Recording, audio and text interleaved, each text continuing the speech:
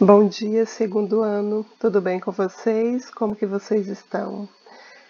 Acredito que agora estamos nos adaptando um pouquinho mais a essa nova metodologia, né? Mas eu acredito que está tranquilo, eu acredito que nós vamos conseguir e logo, logo a gente vamos estar aí na nossa escola, porque o ambiente físico da escola também nos faz muita falta, né?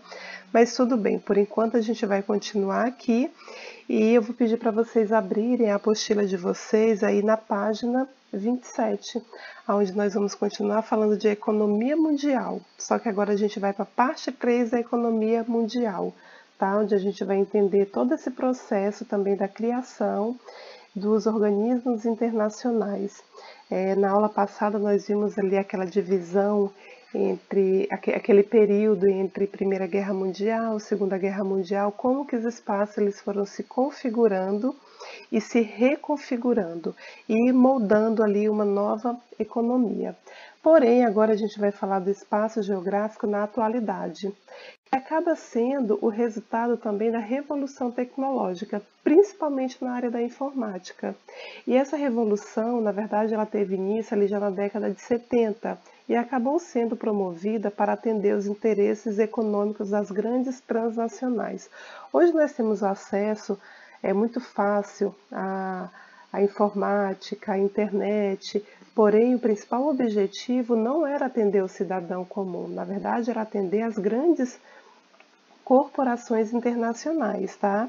E em apenas 2 décadas, a revolução da informática ela ligou instantaneamente os lugares e passou a integrar as diversas estruturas de todos os setores da economia, como no caso das vias de transportes, hidrelétricas, fábricas e empreendimentos agrários.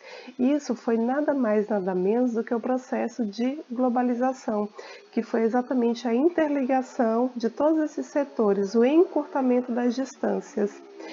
E, consequentemente a isso, o espaço geográfico ele se tornou extremamente técnico, capaz de funcionar como uma máquina eficaz para garantir o lucro das empresas transnacionais. Hoje a gente considera o espaço geográfico, na verdade, como um grande fazedor de lucro, porque a interligação dos meios, a interligação dos lugares, ela tem como esse principal objetivo.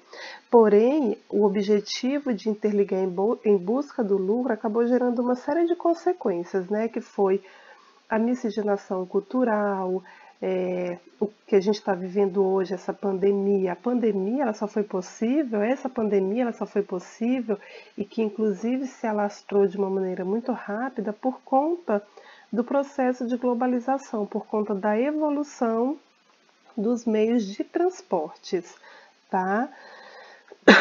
O computador ele acabou se tornando o instrumento básico das transnacionais, tanto das que produzem como também daquelas que atuam no mercado financeiro. E essa velocidade da informação globalizada, né, que eu venho ressaltando esse processo da globalização, ela aproxima os lugares e torna possível saber dos fatos no mesmo instante em que eles ocorrem e que seria online. E que isso para a gente hoje é muito mais a nossa realidade, né? Com tudo que vem acontecendo. O online para a gente está sendo muito real.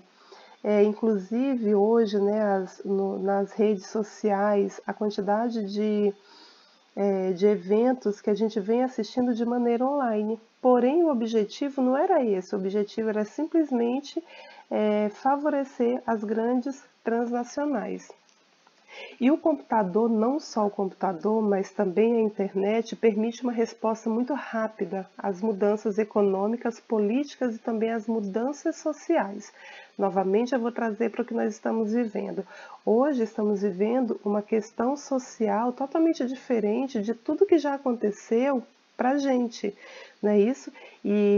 A internet, o computador, tem nos trazido uma outra realidade, tem nos mostrado uma outra realidade. Estudarmos à distância, participarmos de shows à distância, tá? E esse fato acaba configurando um novo espaço geográfico, que acelera a obtenção do lucro em escala mundial. As maiores beneficiárias desse processo são as atividades financeiras. Agora o dinheiro ele pode fluir através do globo e passa a circular freneticamente em poucos instantes, né? Você pode transferir dinheiro daqui para qualquer lugar do mundo com um toque no seu celular, por meio dos aplicativos de banco, por meio dos aplicativos para fazer essa própria transação, não é isso? E agora o dinheiro ele vai fluindo de uma maneira muito mais frenética, muito mais evidente. Acabam surgindo pontos ligados para uma densa e ampla rede interativa de comunicação, que vai funcionar e que já funciona sem parar, o tempo todo, né? E dessa forma, né, alguns locais estratégicos na superfície terrestre, eles estão interligados por computadores, televisões, cabos de fibra ótica, satélites. Inclusive, agora nós assistimos no final de semana o foguete, né, da SpaceX que foi lançado, foi assistido online. Graças a esses equipamentos, o próprio mercado financeiro ele funciona o tempo todo e em todos os lugares e acaba submetendo-se a normas jurídicas ou a qualquer controle, lógico, porque se não tivesse um controle seria muito fácil driblar a obtenção de recursos. Porém, em alguns lugares, essa liderança, essa liberdade dos capitais, ela é extrema, né? Total liberdade. São os chamados paraísos fiscais, como no caso das Ilhas Caimã, no Caribe, onde as operações financeiras elas são privilegiadas por isenções de impostos e também por sigilo contratual. Você vai lá no banco, você vai depositar seu dinheiro, você não tem uma obrigatoriedade de declarar como que você adquiriu aquele valor. E o mundo ele acaba produzindo diariamente não mais do que 50 bilhões de dólares. Porém, calcula-se que sejam movimentados cerca de 4 trilhões a cada dia. No limite, esses computadores globais eles movimentam informações vitais para os grupos hegemônicos do sistema. E os computadores eles acabam resultando de duas ondas tecnológicas, que essas duas ondas tecnológicas são de 1975 a 1990, que seria ali basicamente a informática, a robótica, a telecomunicação e a biotecnologia, e essa atual, que são os softwares, né, poderosos bancos de dados, comandos à distância para concepção e produtos, sistemas inteligentes, agora as mensagens quase que instantâneas. Então essas duas ondas tecnológicas elas acabaram impulsionadas pela ciência e acabou promovendo a integração dos equipamentos ligados às áreas de telecomunicação, a computação e também a robótica. Inclusive, Milton Santos ele acabou descrevendo o atual espaço geográfico como técnico científico informacional, tá? Nos Estados Unidos, por exemplo, só o comércio via internet entre empresas cresceu quase 15 vezes nos últimos 5 anos. Então a gente percebe, inclusive hoje, a realidade, já trazendo para a nossa realidade, o comércio da internet, depois de toda essa pandemia, onde o comércio foi fechado, o comércio local foi fechado, as compras pela internet acabaram se configurando de uma maneira muito mais ativa e muito mais presente no nosso dia a dia. Bom, pessoal, aí a gente vai dar sequência aqui, a gente vai falar sobre os organismos internacionais, tá? Quando a gente fala de organismos internacionais, eles também podem ser chamados de instituições multilaterais, que são basicamente o quê? São entidades que elas foram criadas pelas principais nações do mundo com o objetivo de trabalhar em comum para o pleno desenvolvimento das diferentes áreas da atividade humana, como no caso da política, da economia, da saúde, da segurança. E essas organizações elas podem ser definidas como uma sociedade entre os estados. No caso, esse estado que eu estou me referindo é estado-país, tá? E são constituídas por meio de tratados ou até mesmo acordos, e tem como finalidade incentivar a permanência a permanente cooperação entre os seus membros, a fim de atingir objetivos comuns. E elas atuam de acordo com 4 orientações estratégicas, que eu vou falar para vocês aqui. Quais são essas 4 orientações estratégicas? Que seria basicamente o quê? Adotar normas comuns de comportamento político-social entre esses países membros, prever, planejar e também conscientizar ações em caso de urgência, soluções de crise de âmbito tanto nacional como internacional. Realizar pesquisas, que sejam conjuntas em áreas específicas e prestar serviço de cooperação econômica, cooperação cultural, cooperação médica, etc. Tá? E aqui eu vou falar algumas desses organismos internacionais.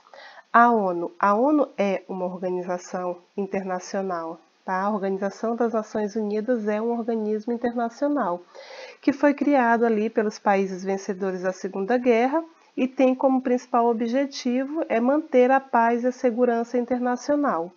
Proíbe o uso unilateral da força e acaba prevendo, contudo, a sua utilização individual ou coletiva. Para defender o interesse comum dos seus países membros, eles precisam estar em acordo. E o seu principal objetivo é manter essa segurança internacional e que pode intervir nos conflitos, não só para restaurar a paz, mas também para poder prevenir possíveis enfrentamentos. Tá? A Unesco, que inclusive a nossa escola ela faz parte aí da Unesco, que é a Organização das Nações Unidas para a Educação, para a Ciência e para a Cultura, que também foi criada ali em 1945 pela Conferência de Londres e tem como objetivo contribuir para a paz através da educação, através da ciência e da cultura. Aqui já sai um pouquinho da questão política mais clara. E visa eliminar o analfabetismo e também melhorar o ensino básico, além de promover publicações de livros, de revistas e também realizar debates científicos. Inclusive, quando a nossa feira acontece, eles pedem que seja registrada para eles publicarem essas atividades que ocorrem na escola, que é uma maneira também de promover a educação. Aí nós temos a OMS, que nos últimos meses a gente tem ouvido falar bastante da OMS, que é a Organização Mundial da Saúde, que é uma agência que é especializada em saúde, pelo próprio nome já diz, que foi fundada em 7 de abril de 1948 e ela é totalmente subordinada à ONU. A sua sede é na Suíça e o seu principal objetivo é o alcance do maior grau possível de saúde para todos os povos, independente da classe, da etnia, da raça, e elabora estudos sobre combate de epidemias, além de normas internacionais para produtos alimentícios e também farmacêuticos, e também coordena questões sanitárias internacionais e tenta conseguir avanços nas áreas de nutrição, de higiene, habitação, saneamento básico, etc. Quando eu falo que nos últimos meses nós ouvimos muito falar da ONU, da OMS, porque na verdade numa questão de epidemia, ela acaba elaborando estudos para combater epidemias. Nós estamos vivendo uma pandemia. Então, inclusive, ela tem algumas resoluções em relação aos medicamentos que são utilizados ou não no combate aí ao Covid-19. E vou falar da OTAN, que é a Organização do Tratado do Atlântico Norte, que foi criada em 1949, ali no período da Guerra Fria, que foi como uma aliança militar das potências ocidentais, em oposição ali ao grupo de países socialistas, e é formada inicialmente pelo Canadá, pelos Estados Unidos, a Bélgica, a Dinamarca, a França, a Holanda, resumindo, países capitalistas ricos, tá? e o Banco Internacional da Reconstrução e Desenvolvimento, que é o BIRD, que tem como objetivo de conceder empréstimos aos países membros. O BIRD também ele é conhecido como Banco Mundial. Ele acaba oferecendo financiamento e assistência técnica aos países subdesenvolvidos, com o objetivo de promover um desenvolvimento econômico. E ele é formado por 185 países e surgiu e iniciou suas atividades auxiliando na reconstrução da Europa e do território asiático ali no pós-Segunda Guerra Mundial. Tá? Então eu coloquei aqui algumas dessas organizações internacionais para vocês entenderem mais ou menos como que funciona e qual o objetivo dessas organizações, que na verdade elas procuram facilitar as relações tanto econômicas e sociais entre os países. Bom, pessoal, vamos dar sequência, tá? Vou pedir para vocês abrirem aí a apostila na página 30, onde nós vamos continuar. Agora a gente vai falar do subdesenvolvimento em busca de soluções. Soluções para combater, para conter esse subdesenvolvimento. Tá? E para tentar solucionar o problema da falta de recursos financeiros, os países subdesenvolvidos, né, considerados pobres, eles acabam adotando algumas medidas, inclusive alguns resultados eles são bastante questionáveis, tá? Entre essas medidas, a gente pode destacar algumas, como por exemplo, a exportação crescente de commodity, que seria basicamente a exportação crescente de matéria-prima, que isso atende ao interesse da agroindústria transnacional. Porém,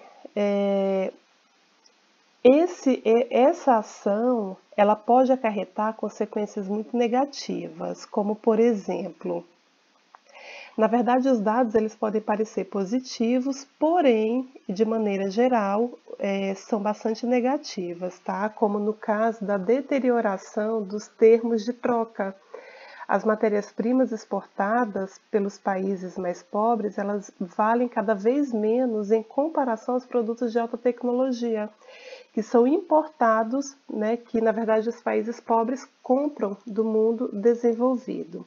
E também a deterioração ambiental, né, a grande quantidade de uso de agrotóxicos, os problemas ambientais, a escassez no solo, onde cada vez mais vai ter que se utilizar agrotóxicos para poder desenvolver essa agricultura, a poluição no solo, a poluição nos rios. Então são essas consequências que podem trazer em relação a essa exportação crescente de commodities, que na verdade os países subdesenvolvidos eles começam a se desdobrar cada vez mais para produzir essas commodities, tá?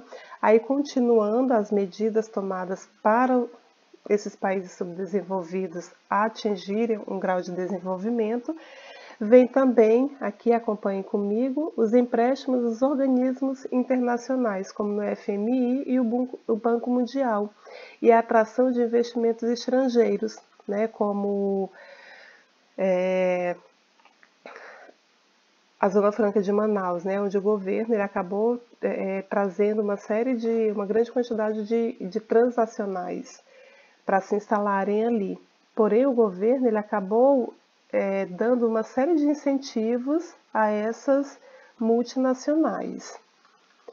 Aumento da dívida externa, isto é, todo o dinheiro que foi tomado por empréstimo fora do país em troca de juros e com garantia de pagamento no final do prazo definido. No caso do Brasil, a dívida externa ela é gigantesca. Hoje ela soma em torno de 1,5 trilhões de reais. E toda essa dívida externa ela vem sendo acumulada desde muitos outros governos anteriores, tá? Remessa de lucros pelas transnacionais que enviam os lucros obtidos nos países subdesenvolvidos para suas matrizes localizadas nos países desenvolvidos. Tá? Então, por exemplo, uma multinacional que vem para um país subdesenvolvido, então ela gera emprego, porém, normalmente elas buscam países onde tem uma flexibilização das leis trabalhistas muito frágeis. Então, toda a remessa, todo o dinheiro produzido não fica no território, acaba sendo levado para o país desenvolvido, tá? A abertura do mercado financeiro aos investidores estrangeiros. Os países eles acabam oferecendo altas taxas de juros para poder atrair dólares e assim obter recursos para pagar a dívida externa que foi contraída. E esse artifício também tem consequências bem negativas, tá? Pois acabam crescendo esses juros, que são juros altíssimos. Já que os capitais especulativos, eles podem sair a qualquer momento, né? Essas multinacionais que vêm, o capital que entra a qualquer momento, se o país não vai bem, ele pode se retirar. Outro problema é o crescimento do déficit, pois o volume de recursos que sai é sempre maior do que o volume que entra, e que, na verdade, ali teria que ser o contrário. Não seria um déficit, teria que ser um superávit. Atendimento às exigências de organismos internacionais como o FMI para obter novos recursos, o dinheiro só é concedido sob condições rígidas, e essas condições rígidas são as que acabam colocando o país subdesenvolvido em maus lençóis, tá? Como, por exemplo, obter um superávit primário, tá? Foi o que eu falei anteriormente, ou seja, que o saldo das contas públicas sejam sempre positivas, tá? Aqui a gente vai ver, seguindo essas outras consequências, aplicar os recursos, aplicar os preceitos do neoliberalismo. O Estado deve ser mínimo e não intervencionista. Por quê? Porque nesse caso o Estado ele sobraria recursos para poder pagar essa dívida externa. Então o poder do Estado seria cada vez menor em relação a subsídio da população, em relação a oferecer saúde, educação, tudo que o Estado poderia fazer pela população, a ideia seria tirar o papel do Estado daí, porque tirando o papel do Estado, consequentemente, sobraria recursos para poder pagar a dívida externa. Então, uma dessas consequências, que para mim é a pior de todas, é essa, é aplicar os preceitos do neoliberalismo, aquela ideia lá de Estado mínimo, tá? Que promova a liberdade dos mercados, inclusive financeira, para a entrada de produtos estrangeiros e que efetue privatizações, o que diminuiria os gastos do Estado. Que essa ação ela está diretamente ligada a essa aqui, tá? No caso, sair privatizando tudo, privatizar a educação, privatizar a segurança, e que isso acabaria gerando consequências muito negativas, principalmente para a população mais pobre. Bom, aí continuando aqui, olha onde eu estou, tá? Por outro lado, a superação dos problemas dos países subdesenvolvidos passa pela adoção de alguns procedimentos mais óbvios, que na verdade eu acredito que são até os mais ideais, que seria aumentar os investimentos em pesquisa e desenvolvimento, exportar produto com maior valor agregado. No caso, ao invés de você simplesmente exportar a soja, não, você exportar a soja, mas ela com valor agregado, ela transformada em alguma coisa que teria um valor muito maior no mercado externo.